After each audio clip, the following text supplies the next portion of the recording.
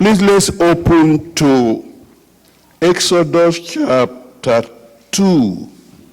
We are going to stay in Exodus even today. I don't think I'm getting anything from anywhere. It is the place of Moses. And I'm talking on the theme, divine elevation through intense service. I'm not talking about through service, through intense service. You know how profound it is when you walk intensively. If you look at the life of Moses, he was not having a minute to himself. When Jethro came in chapter 18 and said, "You want to kill yourself?" In Nigeria, in Delta, they will say, "You want to kweme," that's you want to die. Why should you do all the job for about 2 million people when there are other people? So he worked intensively. I wonder how he ate those days. And the topic will be intimacy with the Lord. I'm talking about Moses today. Who was Moses? We are told in Exodus chapter 2, verse 1 to 10, that a man of the tribe of Levi married a Levite woman. They are all in abstract. They don't give names here. And she became pregnant and gave birth to a son. When she saw that he was a fine child, she hid him for 3 months. But in Exodus chapter 6, verse 20, we read that Amram married his father's sister, Jochebed, who bore him Aaron and Moses. God has a way to do things when he wants to do it. God made sure that a man of Levite, a Levite, married a Levite woman at that time. And he wants to use Levi. He wants to use him. He wants them to be the people that will be carrying every bit of job in the sanctuary, in the tent of meeting. These people are the ministers of God. Levi was drawn out from the tribe of Israel to have no inheritance but God. But he made sure he brought the father and the mother from the Levite, who would be the ruler of Israel. And Moses happened to be the person. I want you to listen. Moses' mother Jochebed had a plan of faith by dropping him among the reeds on the river Nile to flow possibly in the morning towards Pharaoh's daughter's bathing place and time, because she saw Moses as a special baby. Everything about Moses is special. They saw him as a special baby. They did what? They hid him so that he will not die. And there are so many specials about him you will hear now. She saw Moses as a special baby, keeping him for 3 months against Pharaoh's edict, made specifically against the Israelites, to act her part in this quest of keeping Moses alive. Moses was by all means a product of faith. Hebrew 11:23 tells us more, and it says, by faith Moses, okay, let me read here. By faith Moses, when he was born, was hidden 3 months by his parents, because they saw he was a beautiful child, and they were, continue, and they were not afraid of the king's command, continue. By faith, Moses, when he became of age, refused to be called the son of Pharaoh's daughter, continue, choosing rather to suffer affliction with the people of God than to enjoy the passing pleasures of sin. Continue. Esteeming the reproach of Christ greater riches than the treasures in Egypt, for he looked to the reward. Continue. By faith he forsook Egypt, not fearing the wrath of the king, for he endured as seeing him who is invisible. Moses started seeing the invisible person, the invisible. He started seeing him before he now said, you said you like me, you said you appreciate me, but tell me how I will serve you. Moses started seeing the invisible.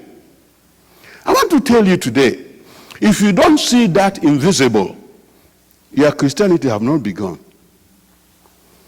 If you are seeing the only things that are visible, that's the only things you see, you're not seeing anything. So Moses was able to see the invisible at that time, and that's why he was able to not bother about the king, not bother about Egypt.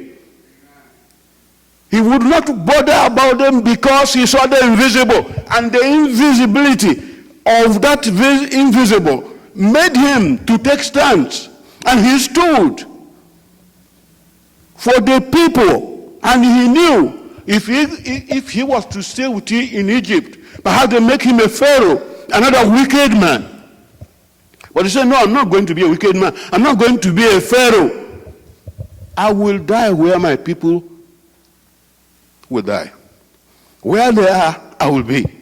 I'm not going to be an Egyptian because I wasn't one. I don't know who told him he wasn't an Egyptian, because that's where he was brought up. But he knew that's the invisibility. He just was able to see the things people were not seeing. So, some highlights in Moses' life. Number one, intense relationship with God. Intense relationship. Intense. You know, the relationship was so compact that water would not drop.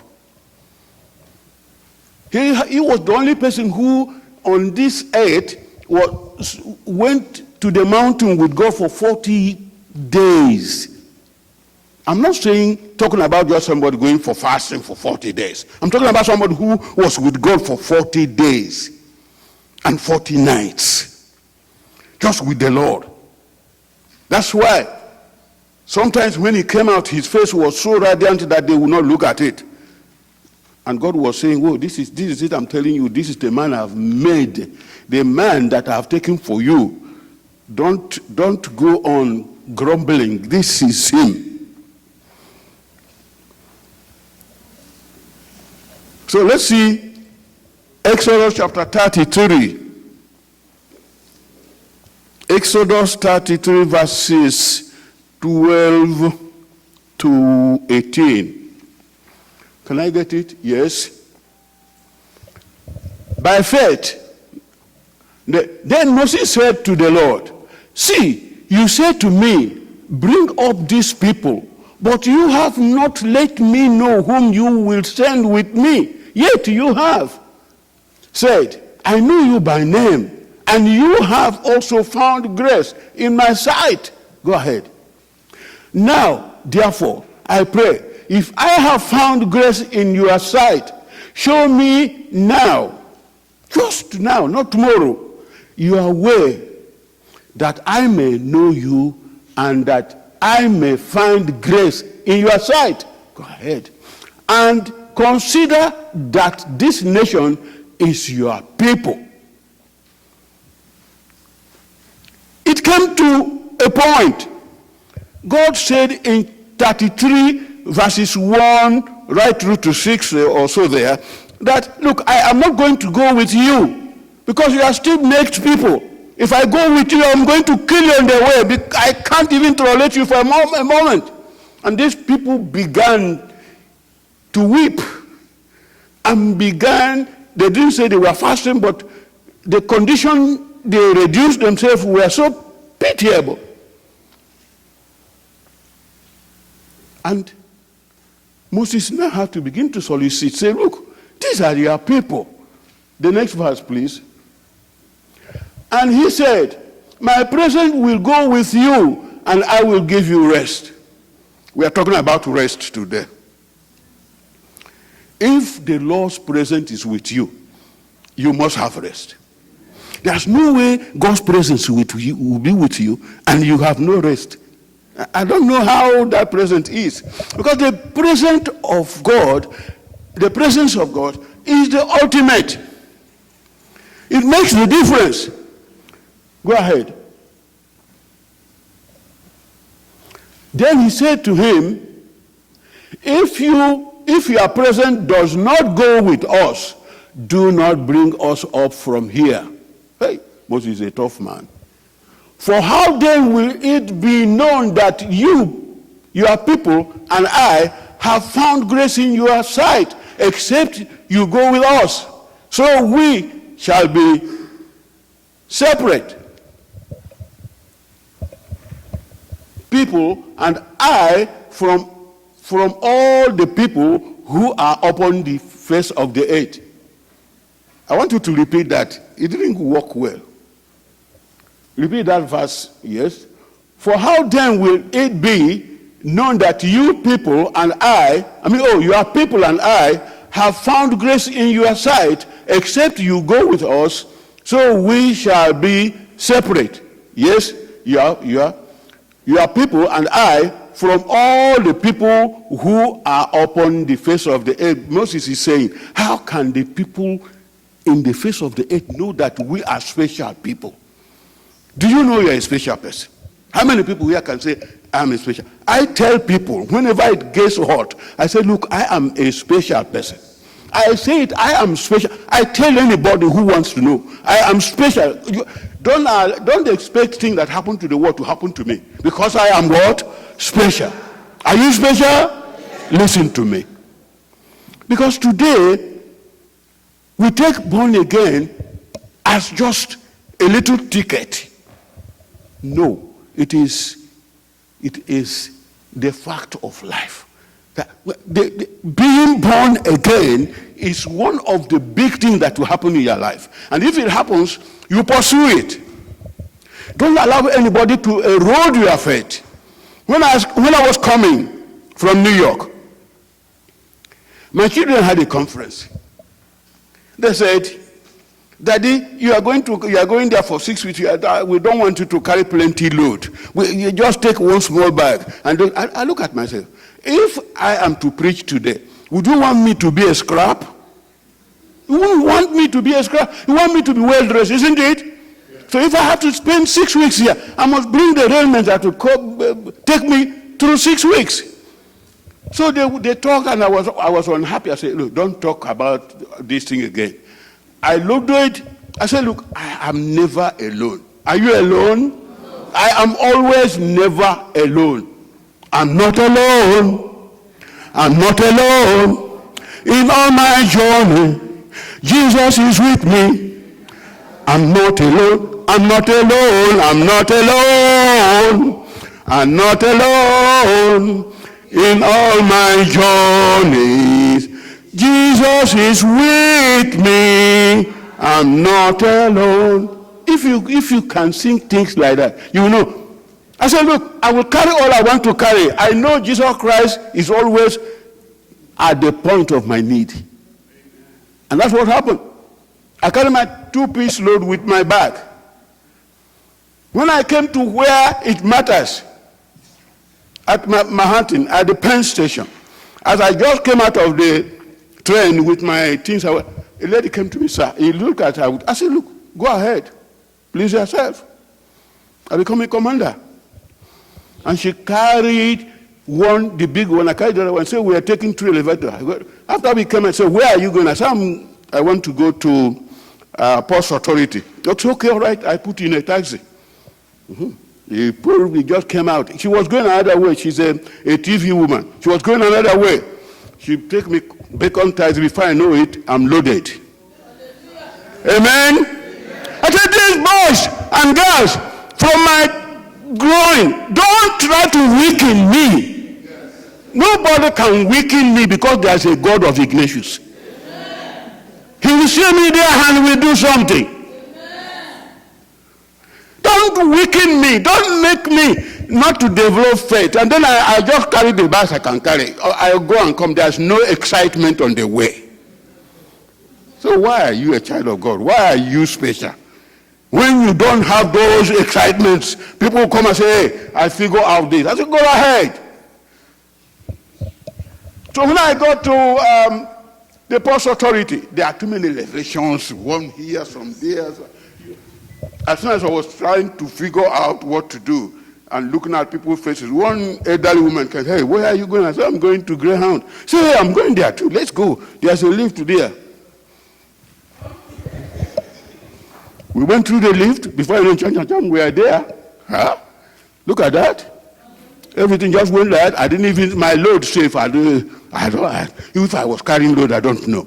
The Lord will carry your load.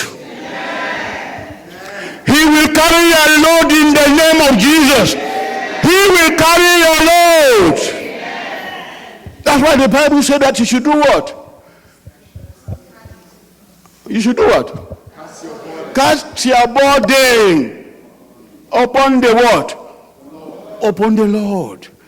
He will take it. Look, I don't think there's any situation that I will not face or I have not faced except my death, and I will not face it. It will be a translation. It will just go, a simple, easy thing. God is waiting for you to embark on difficult journeys. He's waiting for you to put hand in difficult businesses. He's waiting for you to stretch yourself and get to where you would never want to be. He's waiting for you on the way. I wish I was something like 50 years now. What I will do, people cannot really confront it. So, he walked very close. Number 2, intimate with the Lord. Exodus chapter 33, verse 11. Exodus 33, 11. He said, so the Lord spoke to Moses face to face as a man speaks to his friend, and he would return to the camp. But his servant Joshua, the son of Nun, a young man, did not depart from the tabernacle. What God does what? He spoke to Moses. First what? First. There weren't a situation where God told somebody something to go and tell Moses. God was speaking to Moses for 40 years on behalf of more than 2 million people. And this was the only man that had what God was saying. And God never went to anybody to tell anybody anything. He said, tell to Aaron. Aaron was his senior brother. Tell him. He said, I will make you God to Aaron. And by what you are going to hear now, he was God to everybody in Israel, including Aaron. He was the one who anointed Aaron. He was the one God spoke to. If you read Exodus and Leviticus, all the nitty-gritty of so many things that when I don't know how Moses was able to put all these things together, not making a mistake. He put it together. He was so alert. Everything went as God has spoken. Everyone, they did it as God told Moses. Moses for 40 years. Never mind, he did not get to the promised land. But that was not his commission. Moses' commission was to get these people out of Egypt. That was his commission. He did it. He got them out of Egypt. He didn't say, take them to what? To promised land. So that if you read Bible, try to separate these things so that you don't blame him. Number 3, radiated the glory of God. Exodus 34. Let's see verses 39 to 35, verses 29 to 35. 29 to 35. Did you get me? Is he there? Okay. Now it was so when Moses came down from Mount Sinai and the 2 tablets of the testimony were in Moses' hand. When he came down from the mountain, that Moses did not know that the skin of his face shone while he talked with him, God. So, when Aaron and all the children of Israel saw Moses, behold, the skin of his face shone, and they were afraid to come near to him. They were seeing God. They can't come to him because the face was shining too much. Some of your faces may be shining in difficult places and you don't know. You may have been receiving things because of your face that is shining. You may. Stephen himself, when he was to speak to the Israelites and tell them what they are, because this man was able to address the history of Israel from Abraham to the 10 Acts of Apostles. They said, the Bible said in Acts chapter 6, verse 15, that his face was like that of angels. That is Stephen. Stephen's face was like that of angels. That's why when he was dying, he saw the gate of heaven opened up and Jesus Christ was standing there, taking salute on the first one that people killed. And that's why he was able to say, Lord, don't judge these people without it. In fact, if you were there, if you read it again, go to chapter 7, read it down. It is 60 verses. He nailed the Israelites to the wall. He just rubbished them. That's why they clinched they gnashed their teeth and went out at a time and started stoning him.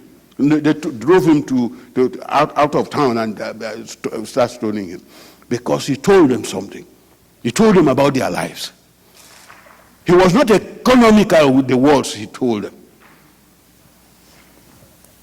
I wish there will be many Moseses here in the name of Jesus Christ. Yes. Then Moses called to them, and Aaron and all the rulers of the congregation returned to him, and Moses talked with them. Afterward, all the children of Israel came near, and he gave them as commandments all that the Lord had spoken with him on Mount Sinai. Moses was learned, so educated that he was able to put everything together.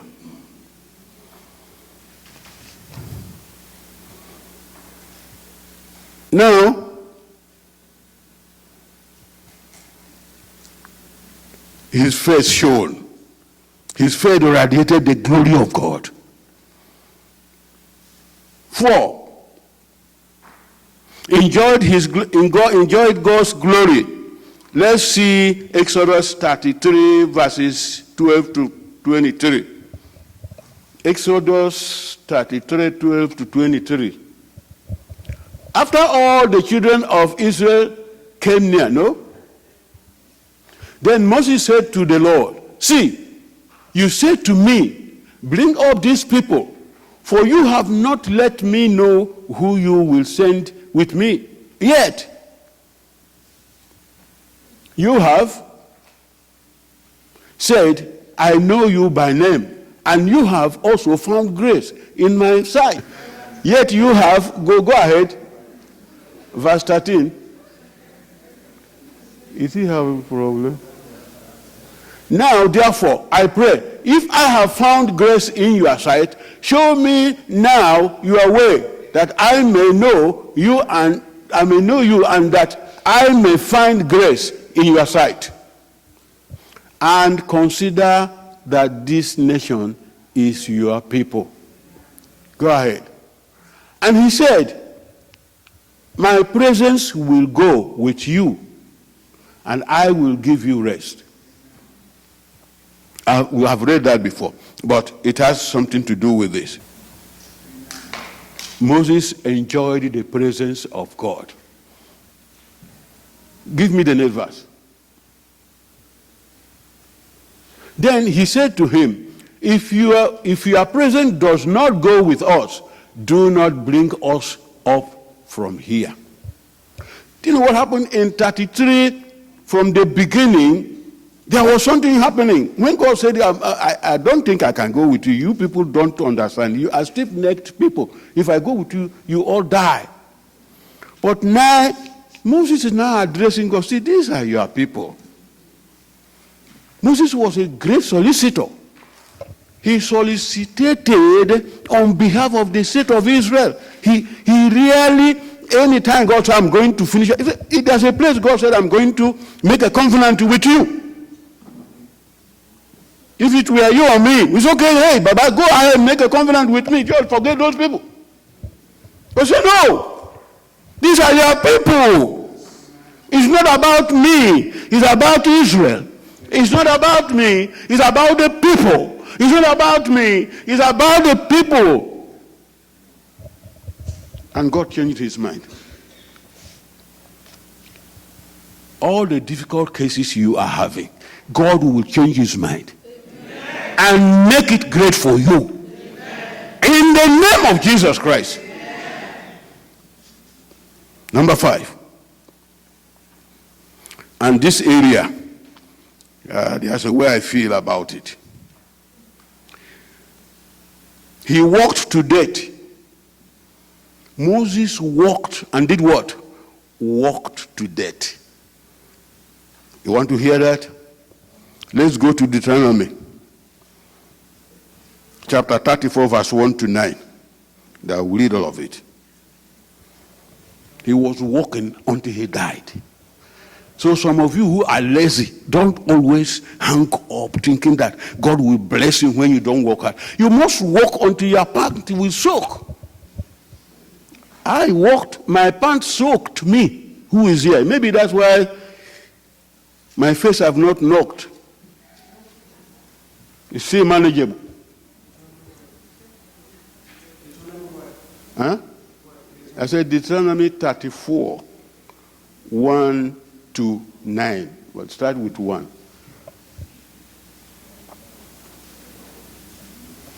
Are you there? Okay. Then Moses went up from the plains of Moab to Mount Nebo, to the top of Pisgah, which is across from Jericho. And the Lord showed him all the land of Gilead as far as Dan, all Naphtali, and the land of Ephraim, and the Manasseh, all the land of Judah, as far as the western sea. Then south, and the plain of the valley of Jericho, the city of palm trees, as far as Zoar. Then the Lord said to him, this is the land of which I swore to give Abraham, Isaac, and Jacob, saying, I will give it to your descendants. I have caused you to see it with your eyes, but you shall not cross over there. So Moses, the servant of the Lord, died there in the land of Moab, according to the word of the Lord. He walked to death, brethren. He walked to death. And he buried him in a valley in the land of Moab, opposite Beth-peor. But no one knows his grave to this day. Tell me, anybody else you have heard about in the Bible who was buried by God? God was the interment chief. He took his precious son to a place where he didn't want all those other sinners to see. That's why when a man of God dies, the people who know God bury him. Because they don't want all the things that happen in towns and here and there. They don't want the man's body to be messed up. And you know, in those days, there are some people in Ogboni and all that. They try to cut off the heart of the person. But when the child of God dies, the people who know what God is saying buries him. But here God showed Israel that this man is my man. I have dismissed him in peace. He walked to death. He's not the only person who walked to death. As I told you, Stephen walked to death. Jesus Christ walked to death. You know it. Paul walked to death. Look at these great personalities who were walking and died. You know, Deuteronomy came when Moses saw that the children of Israel, many of them have died, and the new coming descendants didn't know the law. He had to start all over. He told God, look, can I let them know what went on, so that he said, okay, after he finished that very Deuteronomy, he died in there. And before then, he had already laid hands on Joshua to take over, to continue the job. And you will see that what happened to Joshua would not be compared to what happened to Moses. Joshua was he stepped down a little bit. We were not hearing God told him, God called him, he spoke with God. No. Nobody has ever come so close to God than Moses. I don't know about now. Maybe there are some saints who are doing that, but their name have not come up, and it's not in the Bible. Yes. Number two, the marks of a great leader. I will have to run now. The marks of a great leader. We see it in Exodus 33, 1 to 6. But you see, God said, I will send my angel with you. On hearing this, Moses rose as a solicitor and pleaded with the Lord. In Exodus 34, verses 8 to 10. In summary, Moses knew God, understood God, believed God, and followed him absolutely. Are you following God? Do you know God? Do you understand God? These are small things. Do you understand? Do you know God? Do you understand God? Do you believe him? And do you follow him in total? These are important.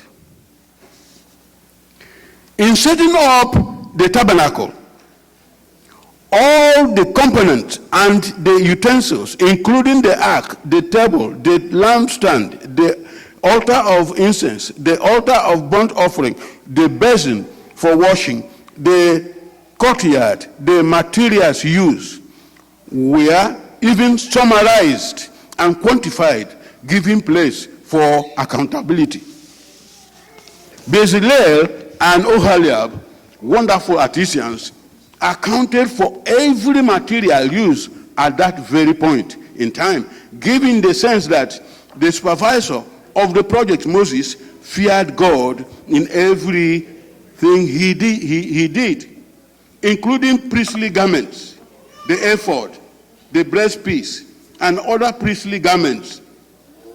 At the foot or end of the notes of each of the materials, the common refrain were that they were done exactly as Moses was commanded by God. Everything you see there, when they bring a piece up, at the end of it they say, it was done as God commanded Moses.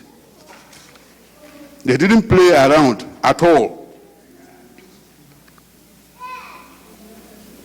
In the end, Moses himself set up the tabernacle, supervising it to all its precisions and details, so that all, as commanded by God, all these are found in chapters 37, 38, 39, and 40 of the book of Exodus. God gave approval by the cloud of glory that followed, and Moses and ministers could not